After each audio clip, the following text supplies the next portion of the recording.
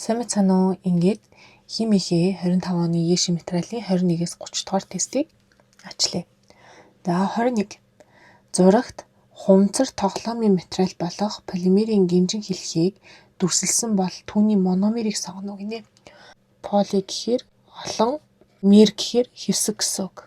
Тэгвэл энэ олон хэсэг буюу том молекул нэгдэл маань өөрөө маш олон давтагдсан мономерээс тогтдог. Моно гэдэг нь нэг, мер гэдэг нь хэсэг гэсэн үг. За одоо тэгвэл бид нар энэхүү томьёон дээр ажиллахын тулд яах вэ гэхээр энд дотроос мономерийн хэсгийг олно гэсэн үг хань шүү дээ. За үндсэн хэлхийг харах юм бол тодруулаад өгье агшин. Энд. За дараагийнх нь энэ хэсэг гэдэг давтагдчихж байгааз. Тэгээд хажуу талдаа яах нь Т болгоно нь нийт ширхэг CH3 таагаад. Тэгэхээр эндээс бид нэр полимерийнхаа үндсэн хэлхийг ерөнхийдөө бол энэ хэсэг гэж авч үзье. Тэгэхээр 2Ц-тэй мономер маань хоорондоо холбогдоод тэр нь N дахин давтагдана гэсэн үг хана шүү дээ. Тэгэхээр саяны хийсэн дүнэлтээсээ задлаад үзэх юм бол өгөгдөл дээр маш олон одоо энэ CH2, CH3 гэсэн бүлэг хэтэрхий олон байгаад тийм болохоор өгөгдөл маань буруу болчихж байгаа. За B өгөгдөл хоёрчийн холбоо буруу газартай байна. Дээрээс нь бүлэг олон байгаад тийм болохоор B өгөгдөл маань бас буруу гэсэн үг хана шүү дээ. Пропил бүлэг хэтэрхий олонтой. За C ч гэсэндээ пропил бүлэг олонтой орж ирж байгаа. Тийм болохоор C маань худлаа гэсэн үг. Одоо тэгвэл DU гэдэг сонголт гарч ирэх гээд байгаа зү. За тэнгууд D дээр хоёрчийн холбоо байна уу? Давхар холбоо энэ дэндэн байна уу? Байхгүй газ бүгдээрээ дан холбоонууд байгаа зү тий. Тийм болохоор D өгөгдөл маань худлаа гэсэн үг. Ингээд манай зөв хариулт И өгөгдөл байсан гэсэн үг хана шүү дээ. За тэгээд түрүүний хэлсэнчлэн мономер болон полимер гэдэг бол хэдүүлээ мэдж байгаа. Полимержик гэхээр ханаагүй нэгдлүүд хоорондоо нэгдэх замаар явагддаг энэ хуурвалыг ерөөдөө полимержик хуурвал гэж нэрлэдэг. За тэгээд түрүүний хэлсэнчлэн бид нар ерөөсөө иймэрхүү юм орж ирэх юм бол эхлээд үндсэн хэлхийг нь олоод тэгээд үндсэн хэлхийн дээр яг ямар бүлэг суусан байгааг энэ давтамжийн ерөөхдөө харна. Мөн дээрээс нь хоёрчийн холбоо байсан байгаа байрлал нь зөв байна уу үгүй юу гэдгийг сайтар нь ягтлна. За тэгсний дүнд зөв хариулт маа тодорхойлно гэсэн үг хань тий. За фенол нь бензолоос илүү урвалын нийтвэхтэй буюу катализаторын оролцоогүй бромын усны өнгийг арилгадаг гинэ. Үүний шалтгааныг зөв тодорхойлсон өгөгдлийг сонгоорой гэсэн байна. Бид нар энэхүү одоо ажлыг ажиллахын тулд ароматик нийтлийн идвэх ба чиглүүлэгч бүлгийн талаар ерөнхий ойлголттой байх ёстой гэсэн үг байхгүй. Тэгэхээр тэрхүү ойлголт авъя. За бензолын цагирга гэж яг юу хэлээд байна вэ гэхээр энэ нөхрийг хэлээд байна тийм ээ. 6 ширхэг С-ээс тогтсон ийм тойрог хэлбэртэй цэцэг бол бензолын цагирга гэж нэрлэдэг байгаа. Тэгээд эдгээрийн дунд нь электронууд маш тогтвортой жигэд тархан ийм тодорхой хэлбэлцэлтэй юм хөдөлгөөнтэй ерөөхдөө бол оршдог. Бүр яг ингээд бүжиглж байгаа юм шиг эрчимтэй хөдөлгөөнтэй байдаг гэсэн үг байхгүй. Бүтцийн хувьд нэлийн тогтвортой байдаг болохоор гадны бодистой тийм ч амархан ингэж уралд ордоггүй.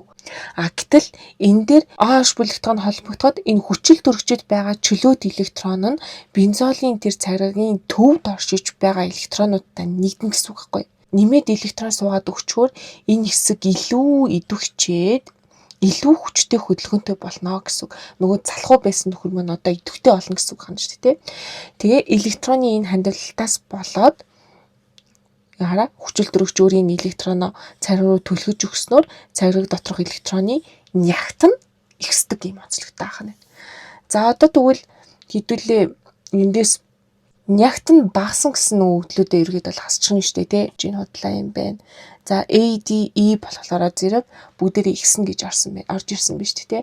Тэгвэл яг уртлын хэсэг бүлэг нэмсэн болон байрлал чиглэл энэ зөв байна уу үгүй юу гэдгийг харнаа гэсэн үг. За ингээд идэвхтэй болсноороо энэ нь цаашаага ус төрөгчийн атомтай хэрхэн одоо уралд орж байгаа юм те. Тэгээ түүнээсээ болоод өнгөнд нь яг ямар өөрчлөлт орж байгаа юм бэ гэдгийг энд дүрсэлсэн ба.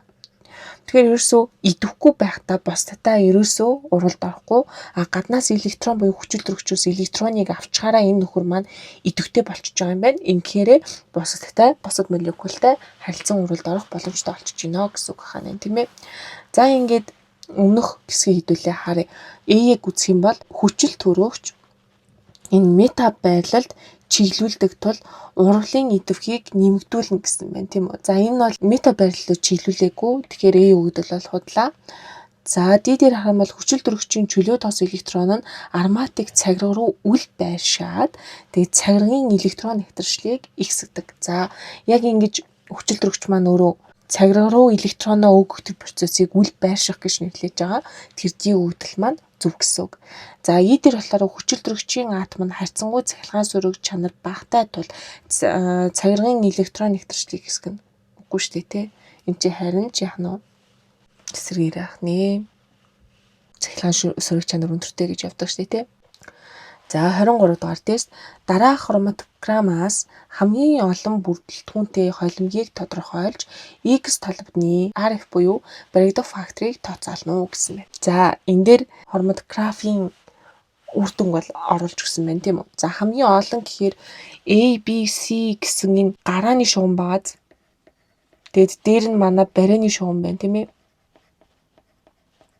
Тэгэхээр гарааны шугам дээр дээжүүдээ ингээд тусаацсан байгаа байхгүй. Дээжүүдэд тусаагаад системэнд хийнгуут уусгагчийн нөлөөгөөр мөн дээрээс нь тухайн энэ уусмалдах бүрэлдэхүүн хэсгүүд маань уусгагчийн чанар ялцсан дээрх гадаргуутай тий зууралтамтгай, наалдамхай чанар гэх зэргээс хамаарат одоо хэр зэрэг дээшигээ гүйдгээрийн хоорондоо ингээд ялгагдчихж байгаа байхгүй. Ялгаанаасаа болоод ингээд фаз үсгээд ингээд дотоодод буюу хоорондоо салж байгаа гэсэн үг байхгүй. За тэнгууд А дотоос дээшигээ систем уурсахад энд 1 2 шиг юм үе үүссэн байна. Гэтэл B дээр болохоор 1 2 3 шиг юм үе үүссэн байгаа. C дээр болохоор хоорондоо нэлээд ойрхон 2 дот үүссэн баз.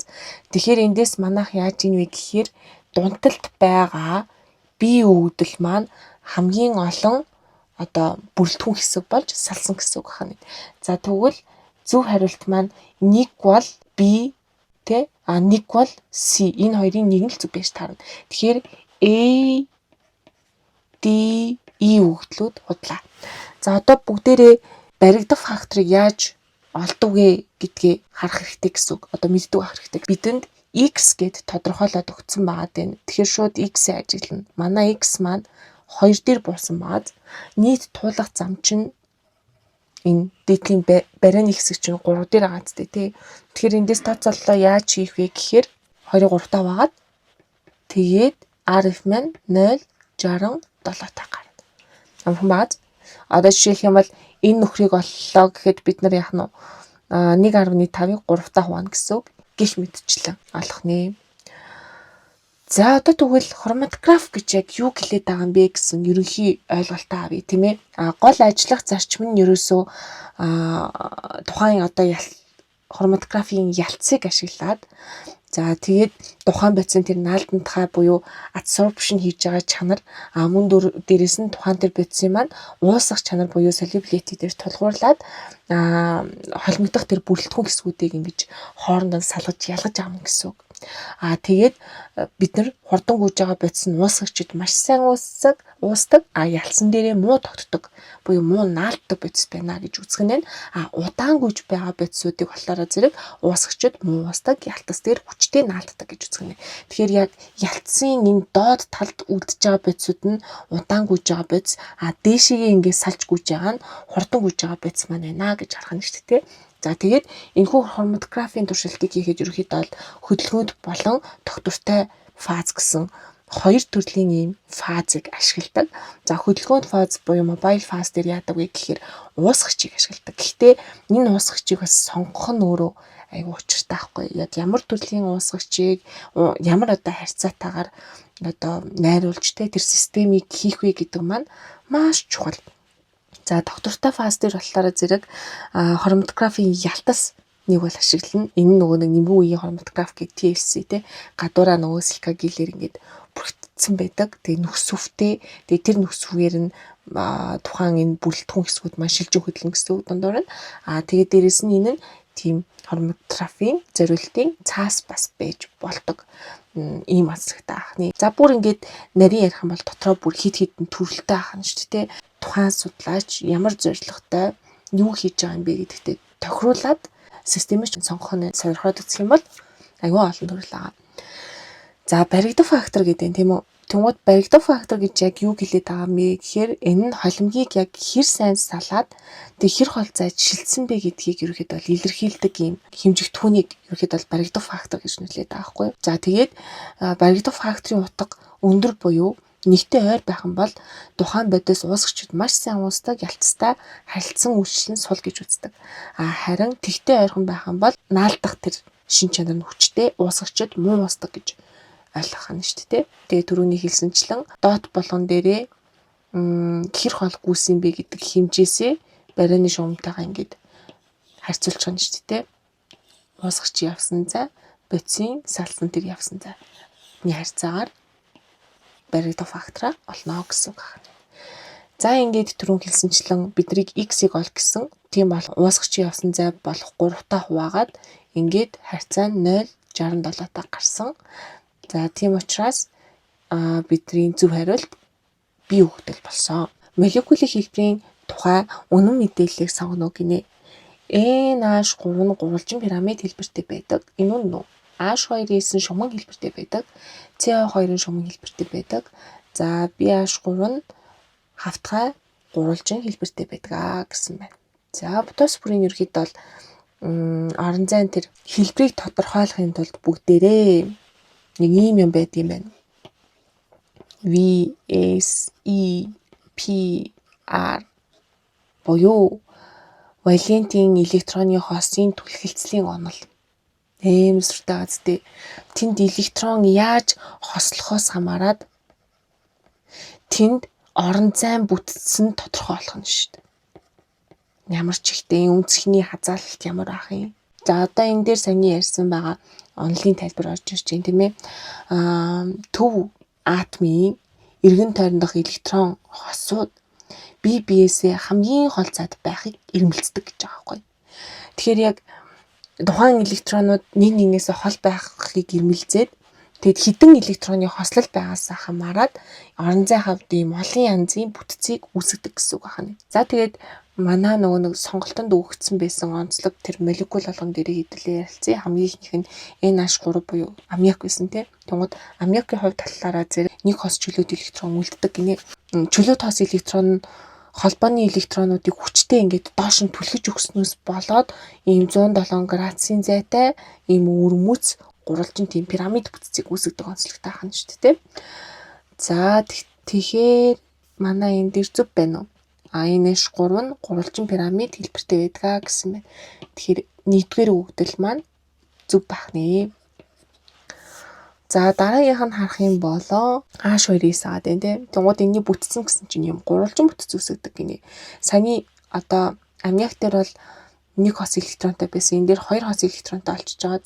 Тэгмээд хоёр одоо чөлөөт төр электрон нь яаж ийнэ гэхээр маш тийм хүчтэй түлхэгцэл үүсгдэг учраас шуман биш харин өнцөг үүсгэсэн юм V хэлбэрийн өнцөг үүсгэсэн ийм орон зай бүтцийг үүсгдэг онцлогтой хана шүү дээ. Шуман хэлбэртэй. За тэгвэл энэ хоёр маань худлаа олж тарлаа шүү. За CO2 маань шуман хэлбэртэй ээж чадчихна бүгдээр харъя.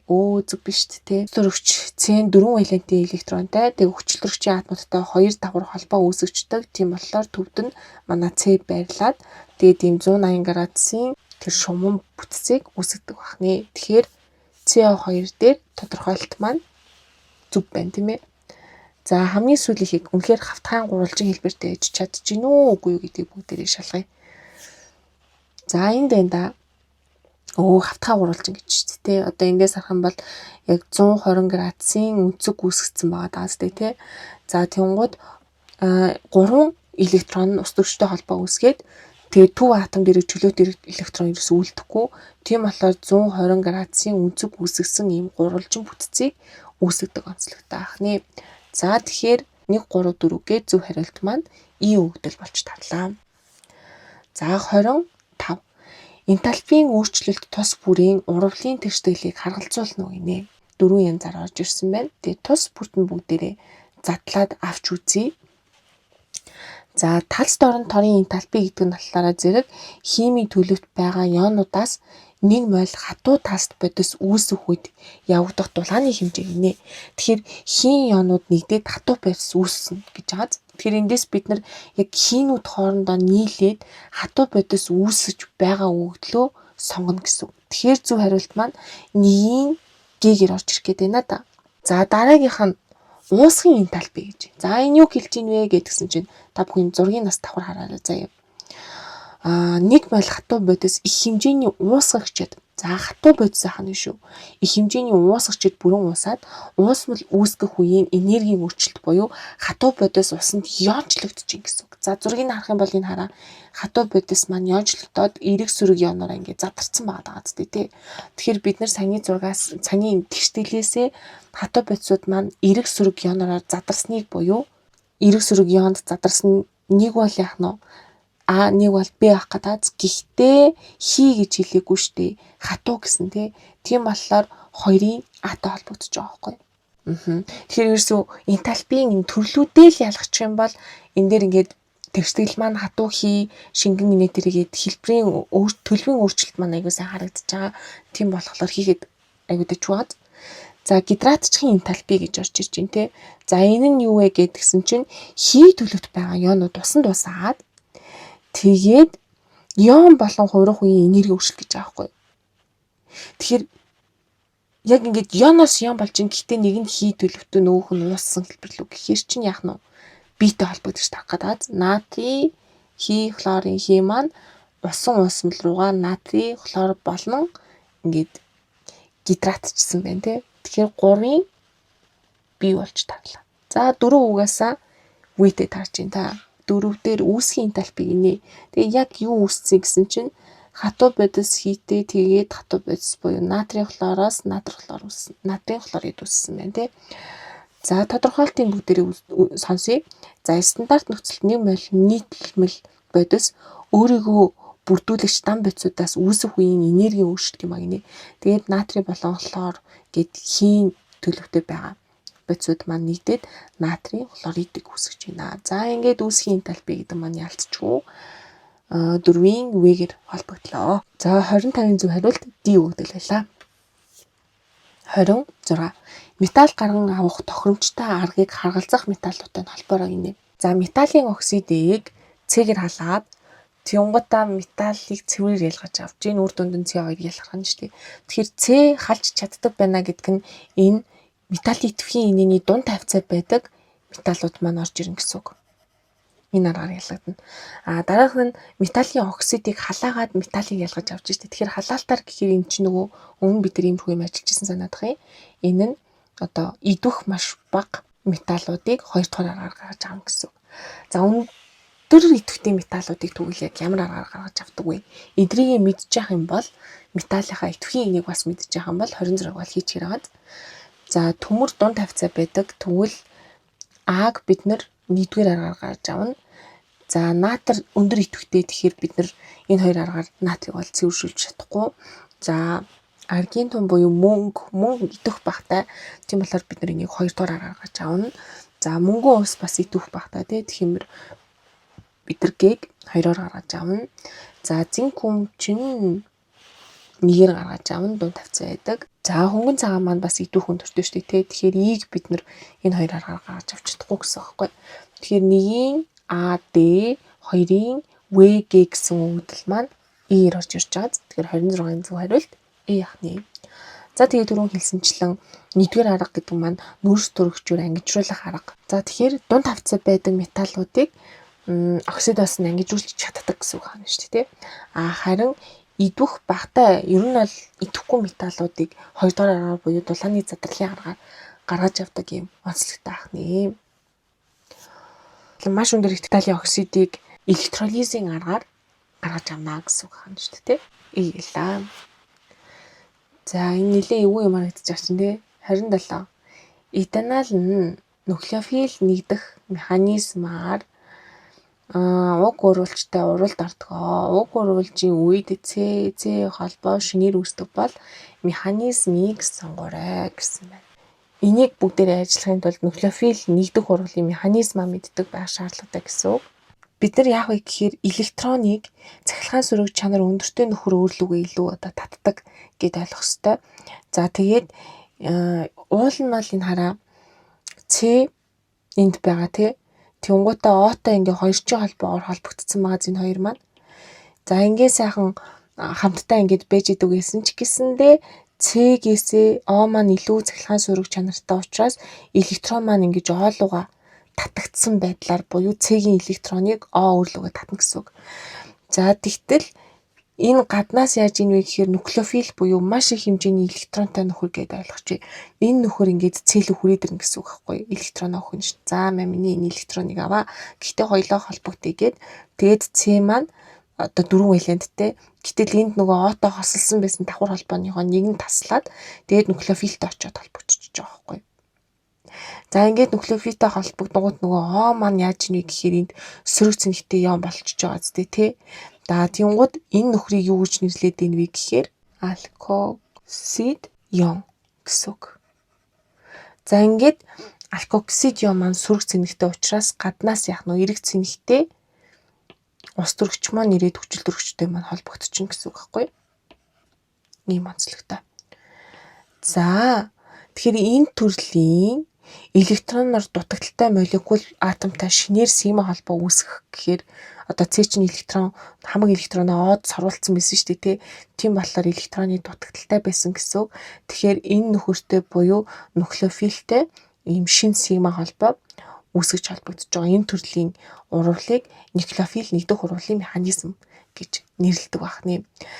За тэгвэл бүгдээрээ одоо нягтлж харъя. Хариултуудаа нягтлж харъя. За өгөгдөл дээр энэ хараа сумны чиглэл буруу ороод ирсэн бааз. Ингээд за ингэж энэ хэсэг доошо чиглэлсэн бааз дээ. Тийм болохоор өгөгдөл угаасаа энэ ийм биш ингэж дээшээ чиглэх хэрэгтэйсэн. Энэ ч гэсэнтэй дээшээ чиглэх хэрэгтэйсэн тий. Тэгэхээр өгөгдөл маань тэр чигтээ худлаа гэсэн үг. За өгөгдлийг харсан чинь энэ хараа хүчил төрөгч маань хасагдсан гэтээсэн чинь энд нэмэх гээд ороод ирсэн байна. Энд нэмэх цэнэгтэй ах хэрэгтэйсэн чинь энд хасах гээд ороод ирсэн бааз дээ. Тэгэхээр өгөгдөл худлаа ахна ш. За С дээр сөрөг цэнэг маань, эрэг цэнэг маань зүв байна. За сумны чиглэл маань бас яах нь зүв байгаа зү тэ. За энд ингээд үүсцэн байна. Эндээс ингээд энэ нөхөр пи холбоор холбогдсон байна тэ. Тэгэхээр С байх магадлал нэлээд өндөр байгаа. За энэ бас харж ил та. Ямар чадахгүй юм штэ. За энд бас сумны чиглэл буруу болчлоо. Сумны чиглэл ийшээ ингэж орж ирэх хэрэгтэй байсан. Тэгэхээр энэ худлаа. Ди бол худлаа байна. За дээр сумны чиглэл зүв боловч цэнэг маань худлаа ороод ирсэн шүү. За ингээд 27-гийн зөв хариулт С ахны. Энэ номд гэсэн тайлбар этаналда хүчил төрөгчийн атом цахилгаан суурь чанар ихтэй тул электроныг одоо туйлшруулан өглөө татна. Эрэг туйлшруулалтаа болсон нүүрс төрөгчийн атом руу орон зайд CH товтлно. Ингээд чи электронгүй болсноо бид үйл чамд тэр электроныг чинь үгүй заа яга мөнгөөр зодно гэдэг шиг электроноор зодчихно гэсэн үг байна шүү дээ. Тэгээд тэнд шинэ холбоо үүснэ гэсэн үг. За 27 алимч толлоо. 28. Азотын ба хүхрийн оксидууд урвалд орж агаар мандлыг бохирдуулдаг. Уг урвалд азотын 4 валентийн оксид ямар үүрэгтэй оролцож байна вэ гинэ? Бүтээгдэхүүн байдас бол биш те. Яач ч утсан. Завсрын бүтээгдэхүүн биш штэ. Шилжилтийн төлөв бас биш. Одоо тэгээд AU BU гэдэг сонголт үлдчихэж байгаа. Бидэнд ийм 2 шат өгсөн байна те. 1-р шат болон 2-р шат. 1-р шат дээр NO2 маань SO2-тай урвалд ороод энд SO3 тэгээ NO үлснээ. NO ч нь хүчил төрөгчтэй урвалд ороод буцаад яах нь NO2 маань үүсчихэж. NO2 орж ирээд NO2 үүссэн. Яг анх нэг шиг хэвэндээ аваад. Тэр яг энэ хэвэндээ хിവэрээ хадгалагдсан гэдэг нь танад ямар нэг юм бодогдуулж байна. Тэгэхээр энэ дээр бид нэр ерөөсөө л яах нь катализатор гэдгийг сонгоно. Биологи дээр бол катализаторын талаар, биокатализаторын талаар хэдүүлээ үзчихдэг. Түүнтэй ижлэн химийн хурцсуур буюу катализаторууд ч гэсэндээ байгаа. Тэгээд энэ нь одоо өөрийн хувьд биокатализатортай ижилхэн урвалыг бол хурцсах нь онцлог нь ч гэсэндээ ер нь ижилхэн анх орсон тэр шинж чанараа алдахгүйгээр өөрөө эргээд урвалын эцэст үүсдэг.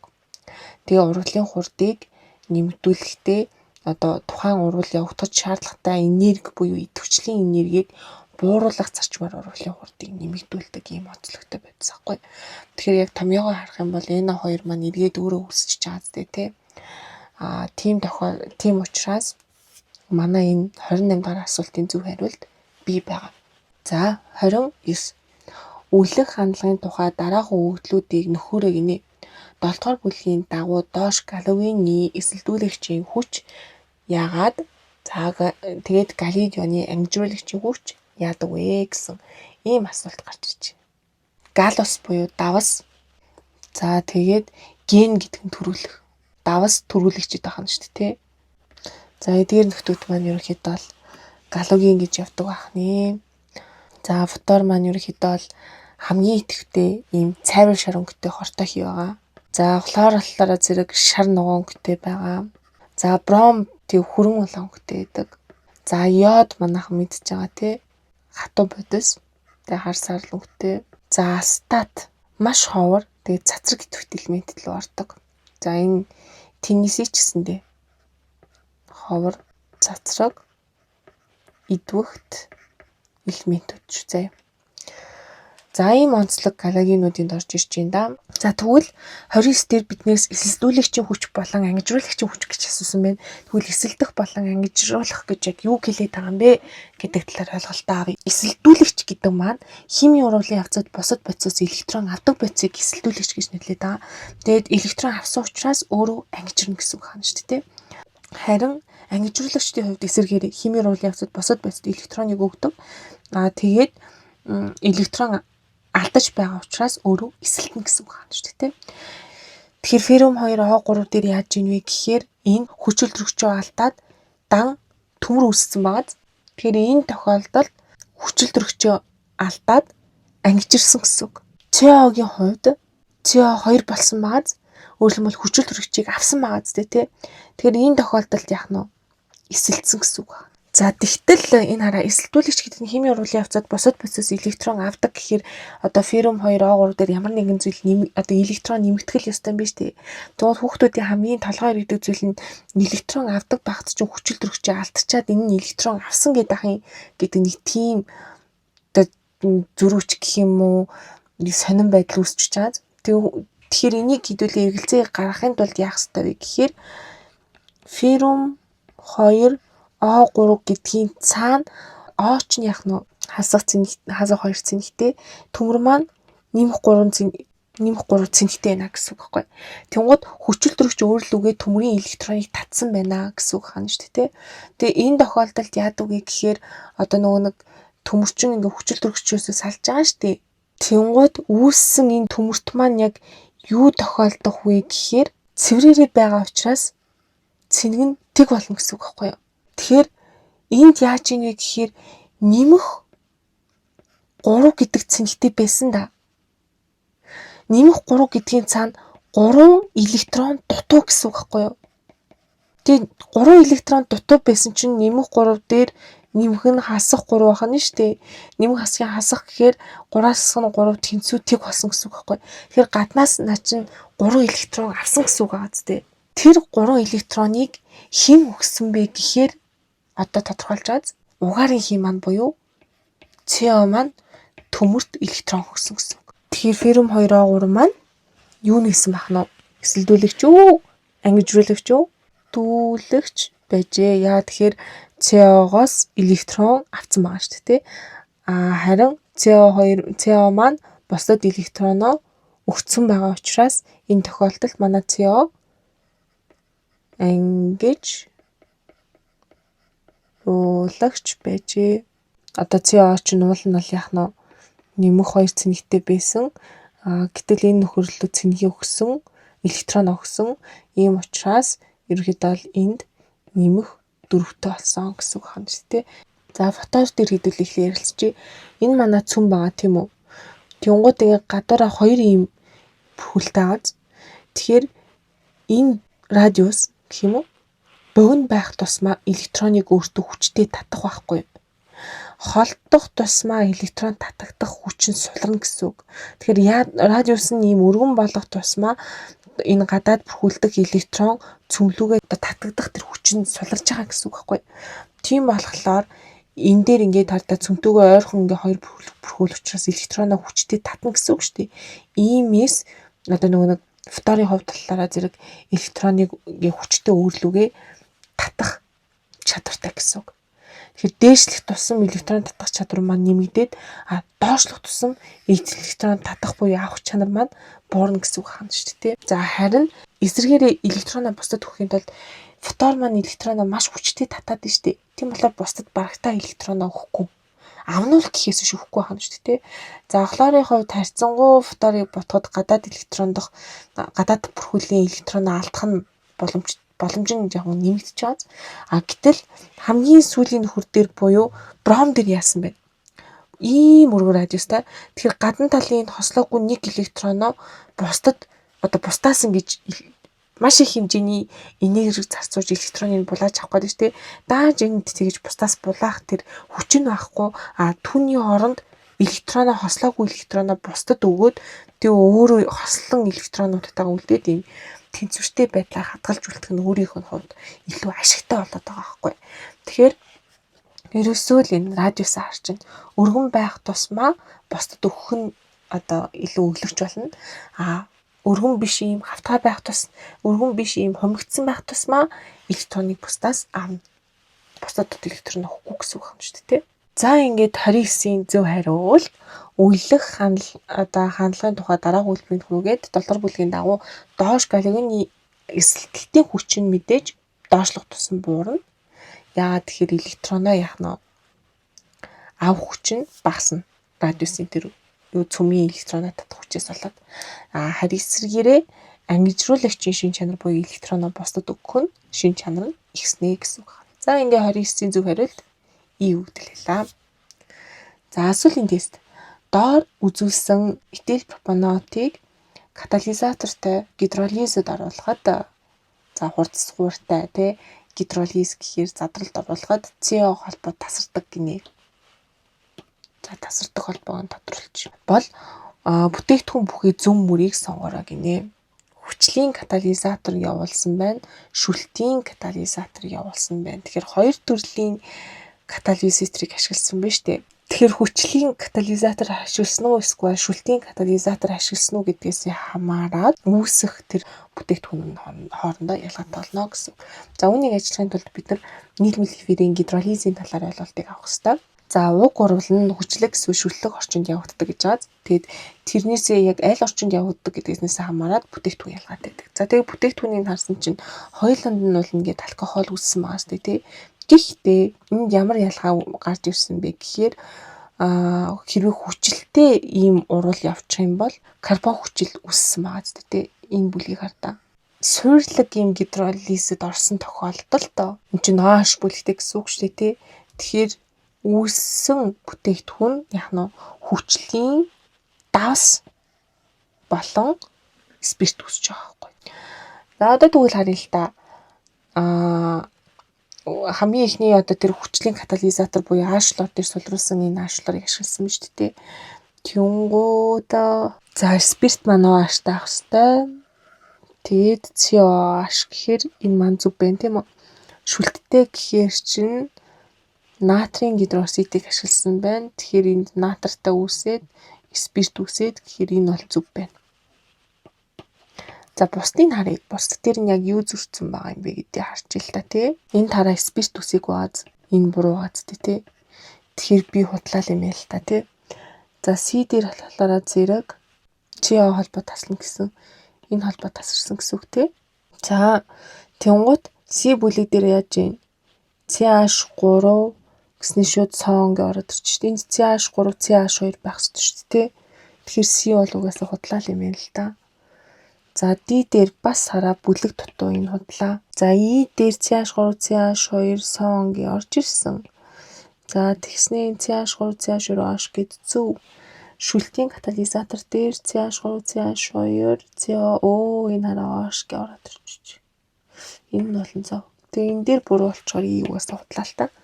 За тэгээ ялцчгүй E өгдөл 30 дээр зүг байна.